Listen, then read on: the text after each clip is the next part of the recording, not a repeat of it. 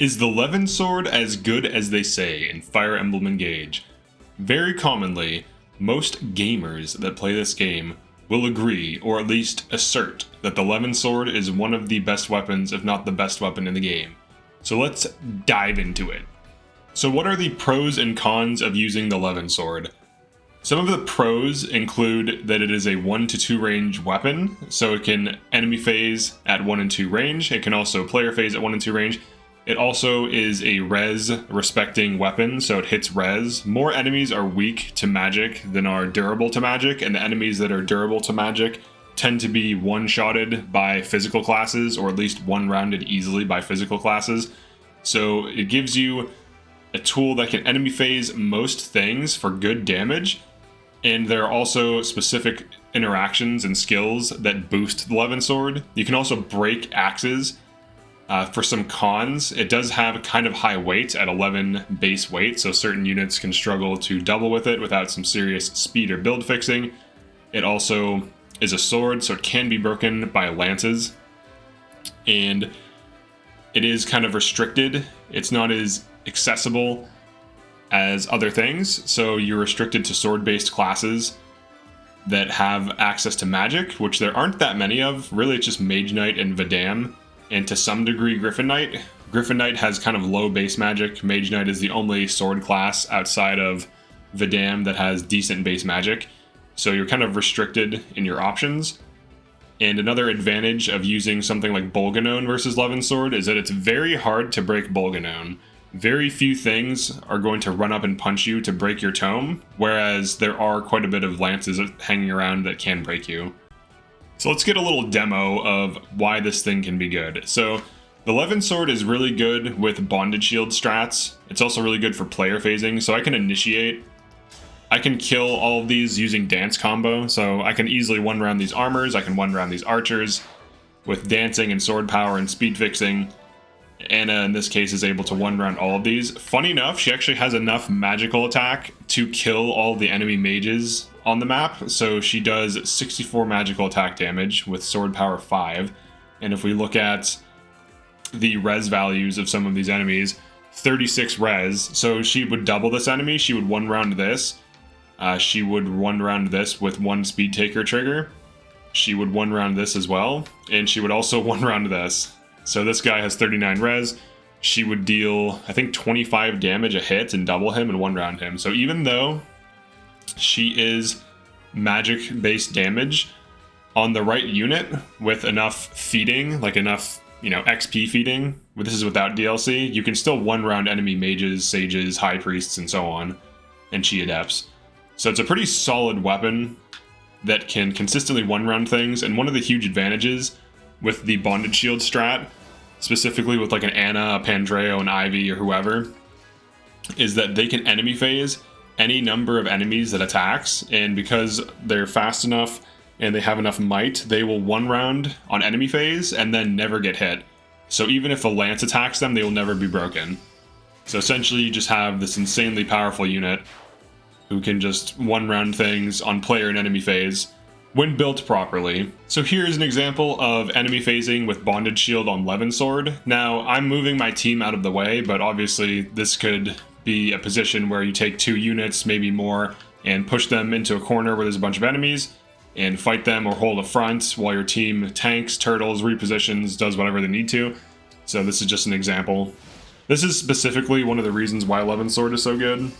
Aside from being able to consistently one round on player phase, it can generally one round on enemy phase, even like all the way up until endgame. So Anna just got more speed and more magic, so now she deals +1 more damage, well technically +2. And you could also make your Bonder a Leer to give +3 damage if you need it, but right now she's dealing 100 damage to these armors, so I think she's fine. But you can one round the enemy archers. The only thing that you can't one round on enemy phase would be 3 range things. So that's where a Byleth build could be better. So if you have like a speedy Byleth, Pandreo, or Anna on Bolganone and they're engaged, their attack range is I think like 4 to 5. So any Thorons or Longbows that attack you would get counterattacked. Let's talk about Bolganone versus Levin Sword. I think Bolganone is really the thing that competes with Levin Sword. It has very similar stats. It is a tome that is on A rank. It also has 3 more might than the Levin Sword, so there are some advantages of Bolganone at base. The big advantage of Levin Sword is the fact that it can run sword power, and that it's really good on Vidam and Mage Knight, and to some degree Griffin Knight on certain units. And Bolganone is really good on Sage, Mage Knight, and Lindworm, all of which can be made into hard carries. Like all of these class types can be made into hard carries on the right units. For Levin Sword, here's what you're looking at. If you want to run this thing full time, it's good throughout the entire game. It never really falls off. If you get an early sword power user, like if you get an early sword power on Anna before you lose Roy, that can be huge. And then after you get Roy back, then you can get up to sword power 5, which will cost you 5k SP. If you're on Mage Knight, it'll be similar damage if you have sword power 5 versus magic plus 5. So you can get magic plus 5, right? Magic plus 5 gives you plus 5 magic, which in other words gives you plus 5 damage. So there's a damage difference of 3 between these.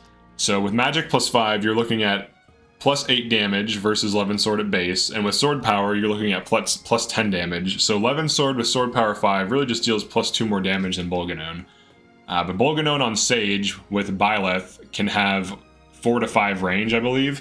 So you can hit things very far away, and you can enemy phase, enemy 3 ranges, and even enemy worms. So if you're bonded shielded, and you're getting hit by worms, you're getting hit by longbows, you're getting hit by Thorons, you can counterattack all of that on Sage. So there is a huge advantage for enemy phasing, bonded, or chain guarding those specific situations, and you can also player phase nuke down worms outside of their attack range, which is very powerful.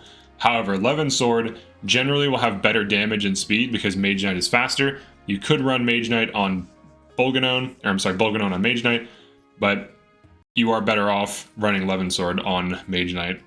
Now let's look at upgrade costs between the two. Levin Sword. So to max it out, you're looking at 150 iron, 50 steel, 5 silver, 7.5k. And then for Bolganone, you're looking at 10k and 26 silver. So much more expensive to max out.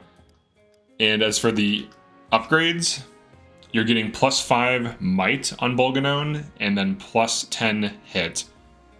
And then on Levin Sword, you're getting plus 5 might and plus 10 hit. So the Levin Sword is generally cheaper to upgrade. So if you want to get it to Bolganone status, you can get it to, like if you plus 3 it basically is the same as a Bolganone. And if you add in sword power, it generally will outdamage it.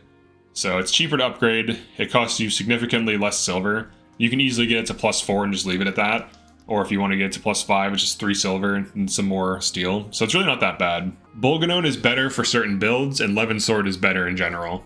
And I do think it lives up to the hype, and I've personally used it on multiple runs, on multiple builds. It's really solid. It is also really good with Vidam Sigurd, so you can do the override and get the damage boost on a pretty high might situation, if you will. But yeah, that's it for this one. Definitely like and subscribe if you enjoy these discussion type videos. I live stream Monday through Friday, 10 a.m. EST to 2 p.m. EST. We also have channel membership where you can get an evolving badge that gets cooler the longer you're a channel member. And you also have access to emotes in comments and in the live stream chat. But thanks for checking this out, and I'll see you in the next one.